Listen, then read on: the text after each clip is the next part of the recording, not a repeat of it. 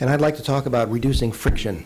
I attend a lot of these meetings, and there's lots of great theory and so forth, but I'd really like to examine how to get some of these things done a little bit.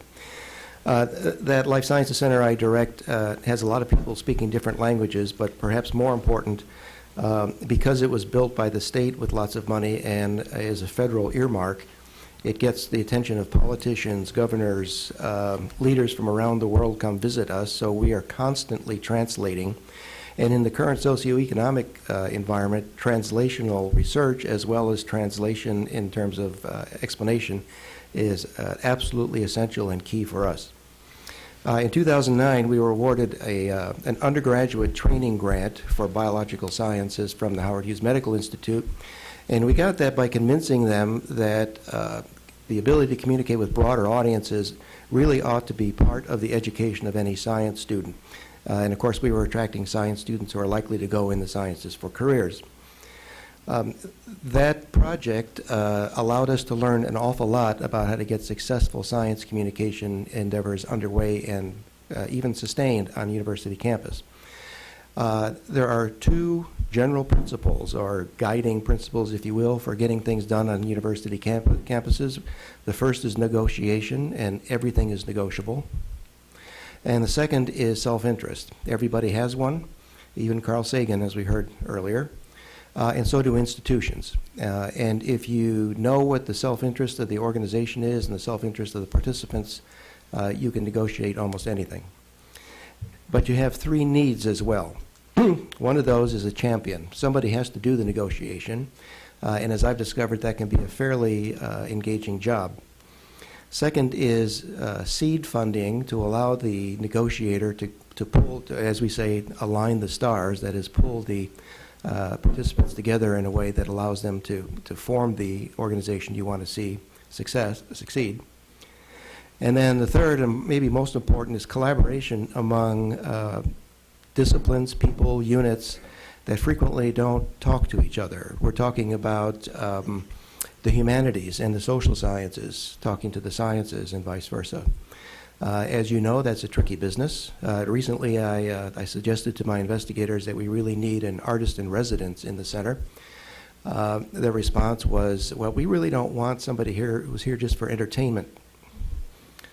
My artist friends, I'm glad they weren't there.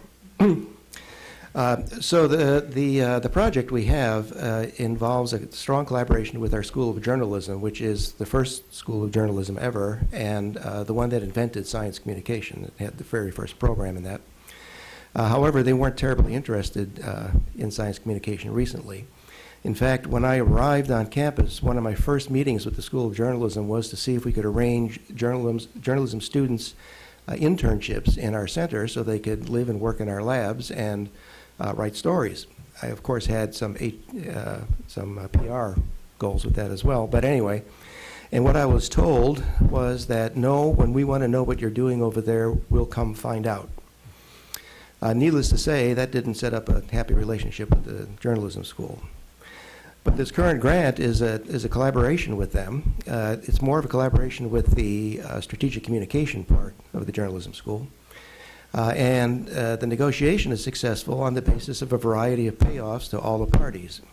We really need the journalism skill set to help our students learn video making, writing, of course, a wide range of skills that they would not normally get in the classroom. They have an employment problem. And the students are currently not too sure where they're going to wind up. And the way the world has gone is that the generalist reporters more often than not reporting on science stories as well, and they're terrified. So over the term of the grant, we went from having no interested journalism students to more than we can possibly take in the program. What we do with them in the program is we team them up in pairs with undergraduate researchers.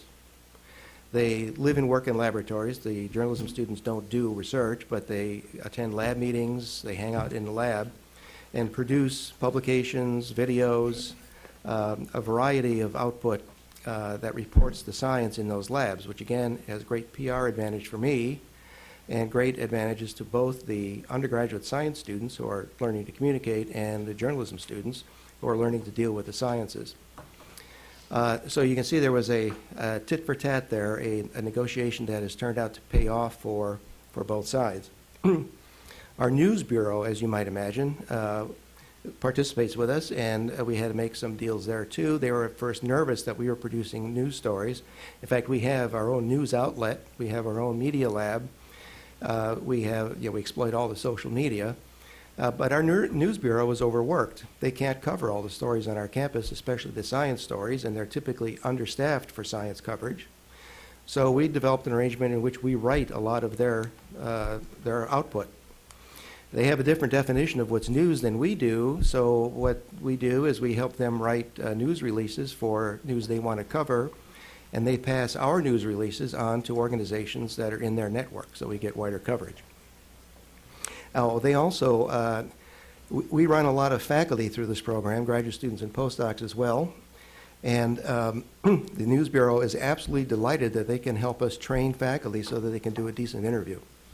Otherwise, they spend a lot of time on wasting time on interviews. Our Office of Research is a big supporter. That's where I report. I have sort of a dean-level appointment with 6 colleges, but our Office of Research and the Provost are very happy with this program for a couple of reasons. The number one is that we see this as adding to our research effort. We've been hearing various views on that today, but our position is that better communicating scientists and scientists who are developing into better communicators are going to be able to do things like meet the broader impact requirements of grant proposals. And so our grant writer's office and Vice President for Research are very strong supporters. In addition to that, we're in the AAU, which has an interesting range of very specific criteria for membership, and we're near the bottom. So the self-interest on the part of my university is to make sure that we meet the criteria of AAU and stay in it.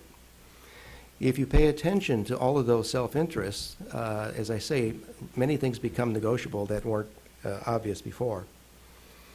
We have a lot of engagement by our theater department. Our theater department has an unusual group really interested in what you might call applied theater.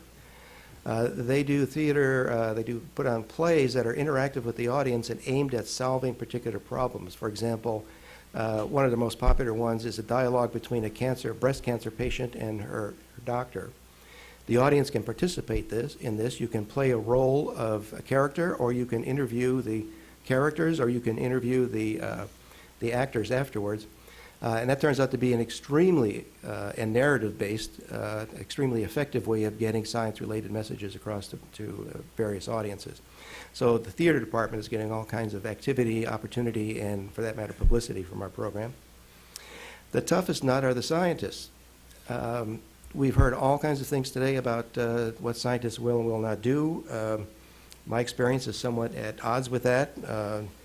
When I surveyed our scientists about who tweets, I was asked what language was that. So I don't know if it's being in the black hole of Missouri or what, but this is not something that has immediately caught on. But there are 2 coins of the realm. One is publications, the other one is grants.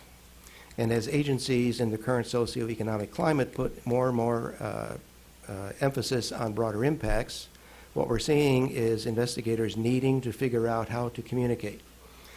We've participated in participated in lots of broader impacts plans for grant proposals to the National Science Foundation. We've won, I should say the investigator won, Young Investigator Award and so on. It's turned out to be very successful. So turning it into the coin of the realm, the self-interest of the investigator is by far the most powerful way of handling this that we have found.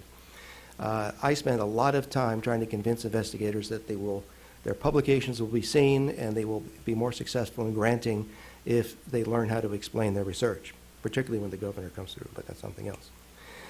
P&T remains a barrier, and they're worried about that. That's the other thing that's in their self-interest. It's very difficult for us to solve that problem. We have a sympathetic administration, but as several of you know, working this kind of thing into P&T credentials is very difficult. What we're trying to do with that is in new hires specifying that popular or widespread communication is an expected part of the performance of the faculty member. Since I pay half of each salary in our center, I can do that. And we're trying to build those into the contractual arrangements for faculty. Otherwise, we're just waiting for the old guys on the P&T committee to die. And then some of you pointed out, Nalini is a great example of this, the personal satisfaction that comes from doing a good job in communicating. And if you can find those people, what I do is I line them up with people who don't currently have that personal satisfaction, and it's amazing how contagious that can be. And then, of course, what we're talking about here is teaching. When the freshmen walk into your classroom on the first day, that is the public, or one of the publics. So if you can learn to do any of these other things that improve your ability to talk to broad audiences, it should pay off in teaching quality as well, about which both our faculty and our university are concerned.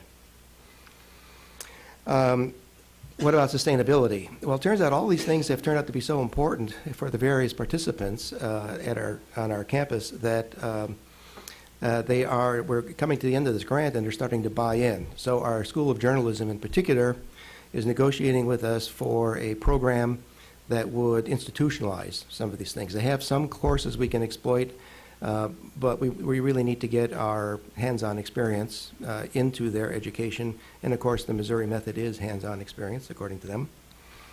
And just last week, the president of the university system and his vice president asked us, so what are you going to do about science education, science communication education on that campus? We want to see this continue, and we want to see it grow. So I spent earlier time in the week here writing a white paper for that. So bottom line, everything is negotiable.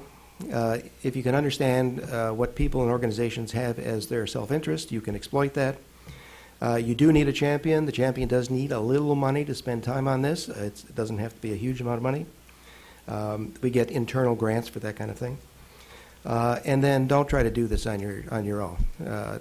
Bringing in the theater people, bringing in the journalists, bringing in the communications department, the humanities and the social sciences, those are absolutely critical for getting this kind of job done. Thanks, Matt. Thanks, Jack. And then Erika Shugart is Director of Communications and Strategic Marketing at the American Society for Microbiology.